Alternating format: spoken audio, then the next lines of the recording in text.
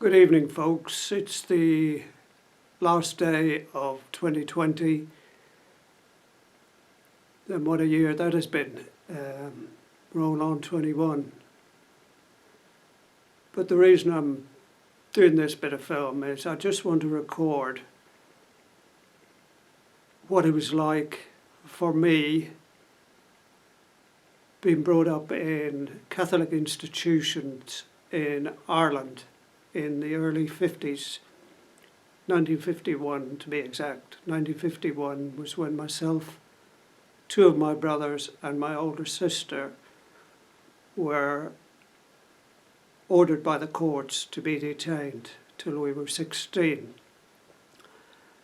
Our sister was transferred to Ballahadreen, which is just on the borders of County Mayo, where we were born.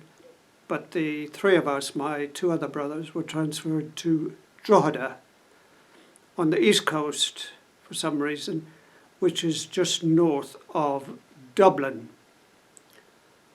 We were sent to the Sisters of Charity in Drogheda, run by the nuns, obviously, and two or three lay people worked with them.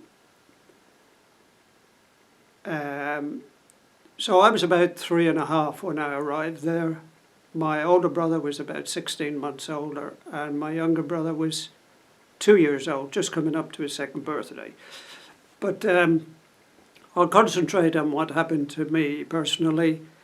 The first 1.5 years in the nursery was pretty benign. Nothing really nasty happened there. But when you reach the age of 5.5, you were then transferred to the older section of the institution run by the nuns and this particular individual lay person. I would just refer to as AS. People who've been through the system will know those initials. But AS took a particular dislike to our family in particular.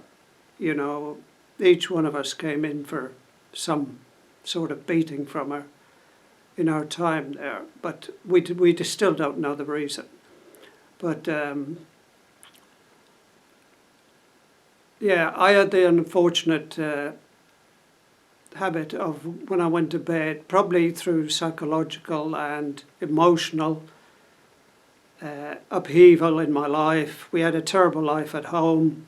Our father was a drunk, a violent drunk, and our mother couldn't really do anything, so it was deemed that we should be taken away. But anyway, to be transferred to Sisters of Charity, we didn't even know where the place was. You know, we transferred across the country. We knew nothing about Ireland. But this particular individual, AS, who worked with the nuns, turned out to be a vicious monster. She was in her 30s, probably about 34, 35. And already I knew she didn't like me. She slapped my face as hard as she could for no reason, just out of the blue, sort of putting down a marker. So I knew to be wary of her. You know, I tried to keep my distance in as much as you could in an institution like that. There were 100 boys there. But it was when I went to bed at night that it all seemed to come to a head, that I had the misfortune to wet the bed and soil the bed. But the first time I had soiled my bed, I was so petrified I woke up in the middle of the night, because this used to happen when you were asleep. So it wasn't as if you'd done it deliberately. There was obviously something wrong with me. But I remember getting up in the pitch dark in this dormitory with probably about 50 other children. They were all sound asleep, and I was cute enough to know where the clean sheets were kept and where the key to the cupboard was. So I got up, got the key, and took out clean sheets and put them on my bed. And naively put the dirty sheets in where the clean sheet cupboard was. Of course, it was found out that it was me anyway, because obviously if I soiled myself, there would be evidence of it on me. And I knew that later that night something was going to happen, because she would be in charge. This AS individual would be in charge. She seemed to be in charge all the time, even though there were nuns around the place. So the ritual was, as we were preparing for bed that night, the following night, anybody who needed punishment would receive that punishment in the dormitory with the other 50 boys there.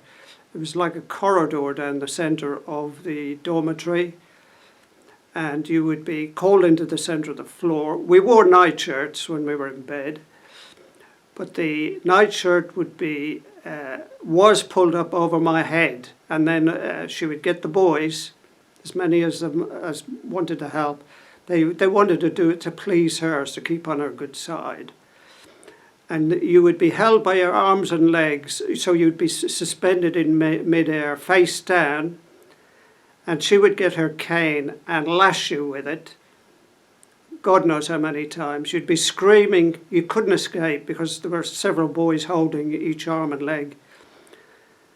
And that was her way of doling out punishment for young, vulnerable children who were suffering with emotional problems and God knows what else, probably some physical ailment as well that caused the soiling of the bed.